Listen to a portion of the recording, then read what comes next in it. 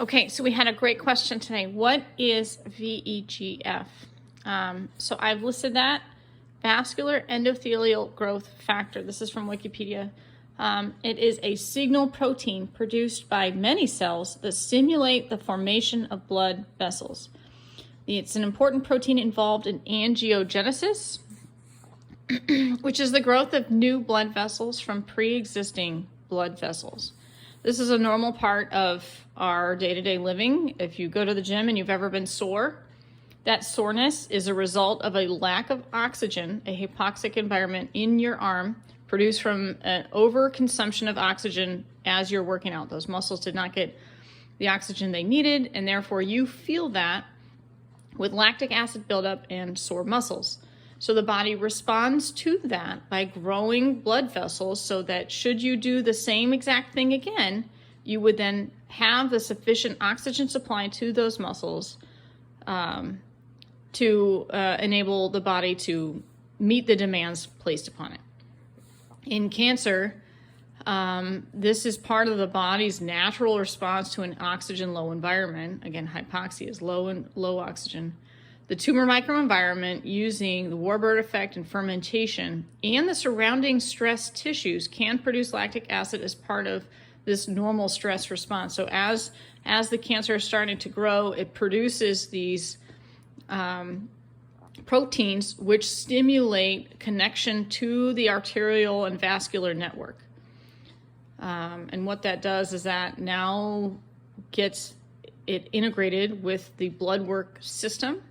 You're now in danger of tumor cells breaking away and entering into the vascular network. So you're in danger of metastasis at this time.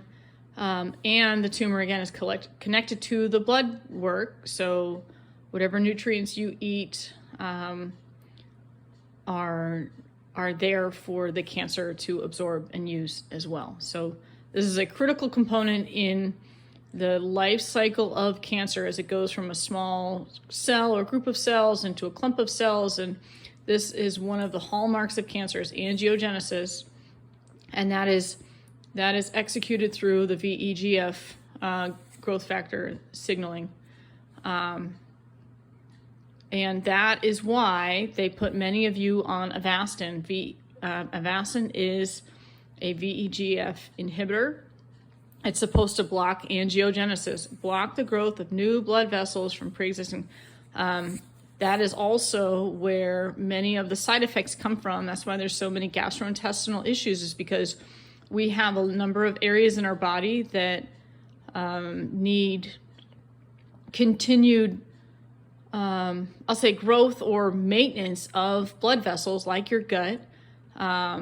I want to say like your blood vessels, like there are a number of things that need to have blood vessels continually replaced. And by blocking angiogenesis within the body, Avastin can essentially, it's a blunt force trauma weapon. It blocks it for the entire body. It's not selective in just blocking angiogenesis for the tumor. So with that, I will add in, so please take a look at the manufacturer's insert that talks about Avastin as a blood vessel inhibitor, and then also goes into some of the side effects. But that's in a 5 minutes or less video. That is what VEGF is. This is why it's important to us in cancer, why it's important to us as far as our treatments, because so many of us are on Avastin. And that's the effect that they're trying to achieve. So when we say, like, why are we taking these things? So each supplement, each medicine, each chemotherapy, again, Avastin is not chemotherapy, it's anti-angiogenesis. Each one of those, we should, as consumers of these things, have a solid idea of why we're taking these and what the effect is that we want to see. If we don't know that, then how do we monitor that it's working? So, okay, so that's it in a nutshell. Did I get this right? Is there something that you think that I didn't do, or maybe I didn't explain it properly? Feel free to post a comment.